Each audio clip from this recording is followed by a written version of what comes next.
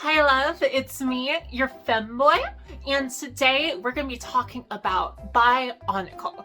Honestly, it's my favorite LEGO brand ever, and that's saying something because the amount of money I have spent on Star Wars minifigures is totally irresponsible. I can't help it, just look at that little face. Bionicle just has this appeal, this sort of charm to it. As an edgy little boy, really just made me go, ooh, that's so cool. Plus, with my love of colored hero teams, it scratched that itch perfectly. That being said, I am disappointed there's no actual pink Toa. There really should. Nowadays though, the community has made it so they can be whatever color they want. The community is crazy. And we're gonna talk about the Bionicle MOC community and just how nuts that has gone over the years too. So yeah. Bionicle, honestly, it just has so much depth compared to a lot of brands. It literally saved LEGO in general. Like without it, it would have gone bankrupt, which I didn't know until like recently, and just has made me love it even more. So yeah, it has a lot of, honestly, I think it might be the LEGO series with the most lore. I could be wrong, maybe Monkey Kid is secretly like the Kingdom Hearts of LEGO, but I think Bionicle might have it be. I just love those funky little figures so much. And so we're gonna talk about some little nostalgic nuggets that give me like that wave of memories about why I love the brand so much, and sort of reminisce about the eras I grew up with and my favorite eras of Bionicle. And so if you also grew up and enjoy Bionicle too, hopefully you get that little wave of nostalgia as well. So yeah. If you didn't grow up with Bionicle, that is a-okay. We will share those memories together. If you didn't grow up with Bionicle, you might be asking, like even in the first place, what is Bionicle? Bionicle is a series of funky little figures who they kind of represent the heroes, the villains, and like the other colorful little critters you find on the island of Mata Nui. The story in the franchise follows the heroes, which are called the Toa. They're like super Power Ranger-y. Like they both have color coordinated teams. They both change their looks with every rebrand. They both switch off and become new characters, and they both have special new gimmicks every time to help with toy sales too. Aside from the Toa, you have a bunch of colorful, sinister, and scary villains to fight against. Some from my childhood I really remember are the Bo-Rock, the Rakshi, and the Paraka. To be totally honest though, I've never super loved the design of the Paraka. And I know that's blasphemy. I mean, they wrote the Paraka rap, so they have to be perfect, right?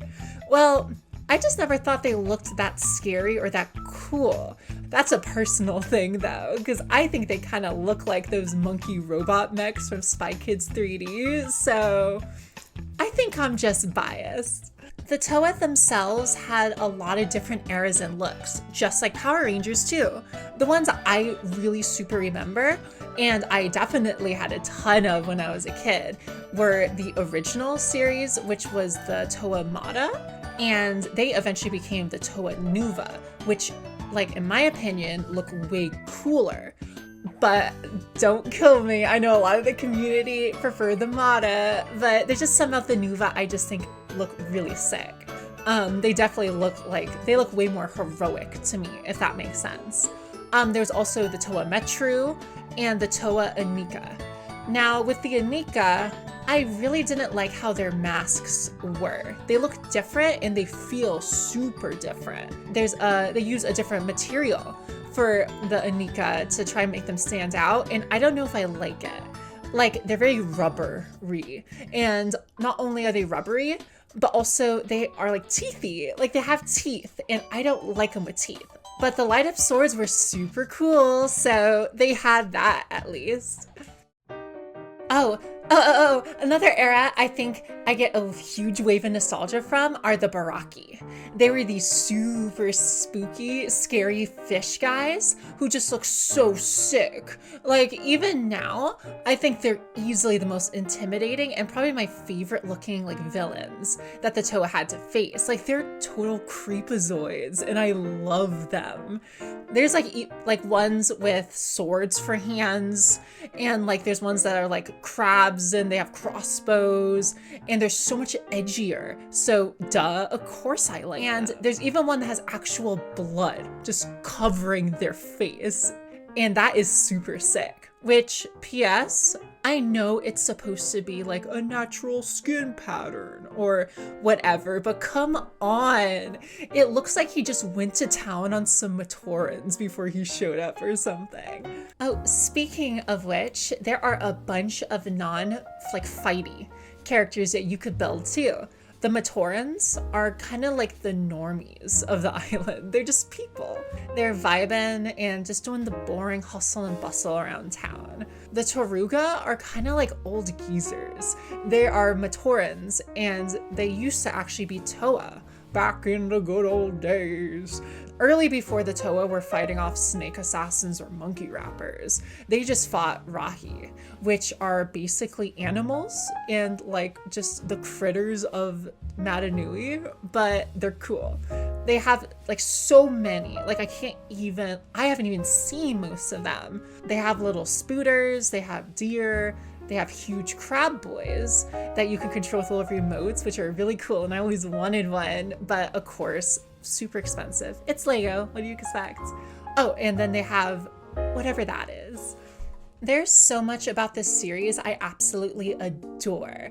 It's unique, cool, charming, creepy, but above all, so different than anything Lego has ever done. It's just so creative. It's one of those things that just leaves so many good memories to those who grew up with it and love it as much as me, which is probably why it's still going pretty strong even now.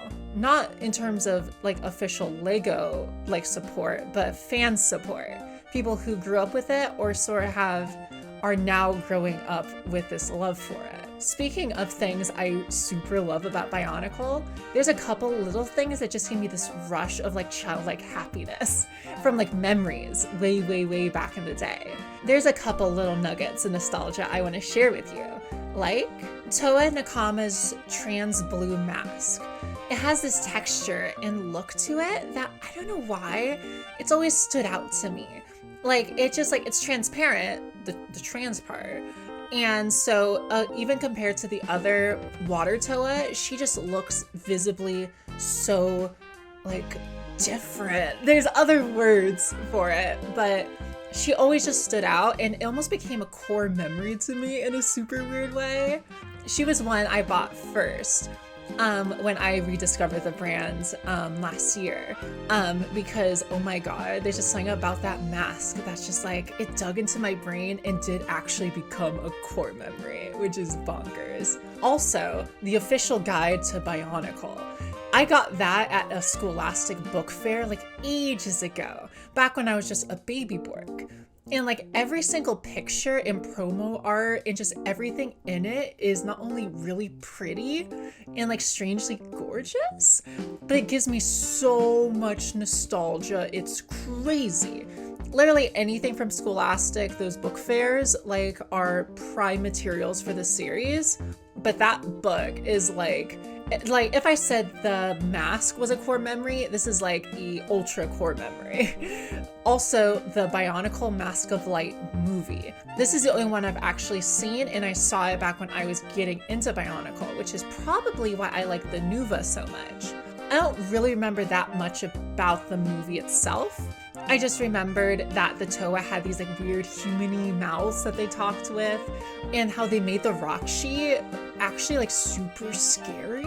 Like maybe that's why I like them so much. Their face like splits open and like a little tentacle alien tongue comes out. They're super metal and I love it. Speaking of things I love about Bionicle, the mock community for this brand is crazy. Oh, and in case you don't know what mock means, it stands for my own creation and is used in the LEGO community for custom like designs like builds and stuff like that. Even though you wouldn't think that Bionicle would have as much potential for making your own characters because like the parts are really specific and limited colors and all that stuff, the community for the mock making in Bionicle was even really big when I was little. I totally remember the LEGO website. Like it had a Bionicle section and it had this whole page that you could just share your own mock designs for like everyone to see. And sure, I don't remember a lot of them being super complicated or as detailed as like the ones that I see nowadays on like Reddit and stuff, but they were so charming. Maybe it's just because the camera like quality and the lighting, but it really just gives this like super nostalgic charm that I can't really explain. Nowadays, though, the community is just like absolutely bonkers. Not only are there so much more complicated and like complex builds now, but because 3D printing is like a thing, you can like make your own parts or you could buy them. And not only can you get like that colored, but it makes coloring them yourselves so much easier than before, which is just unlocks so much potential.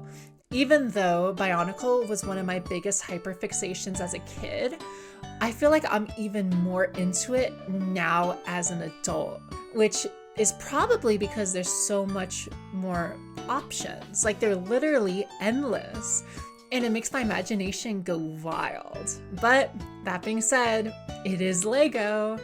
Even secondhand, and even if you're just getting a part or two for your newest creation, you're gonna have to fork over a pretty penny, and probably a lot more pennies than that. So because of sites like Bricklink and eBay that makes buying Bionicles so much easier than ever, it's really helped me fall back in love with the world of Motunui. And now I can even like do things like add my own Femboy OCs into the roster if I really wanted to. Somehow, even with all the different mask colors and part variations that LEGO made officially for your own custom Bionicle, I don't think they ever thought people would use their system for femboys or, I don't know, to make big honking booba or the most cursed designs you can think of. But who knows, maybe, just maybe, they made those Nuva shoulders like that on purpose.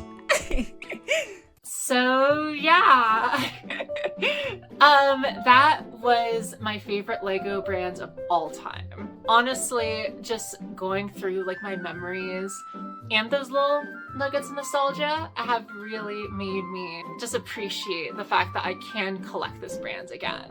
It easily could be one of those things where you just can't find them anywhere. I have toy brands like that where I'm lucky to get just one or two because they've been lost forever. Thankfully, not only can I get Bionicle figures nowadays, but you can do so much more with them than even when I was a kid. So that's super crazy. But as I mentioned in the last nostalgia video, which honestly, I need a name for this series.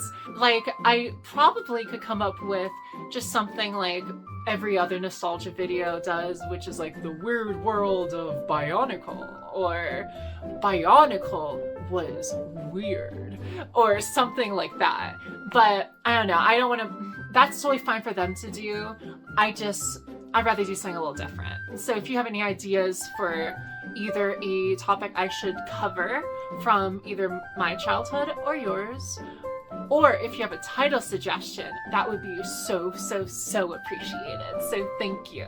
Aside from that, it is really late. I feel like a corpse and I probably look like it too. So I hope you have a wonderful night, cutie pie. I love you. I love you and I want to love you too. Bye.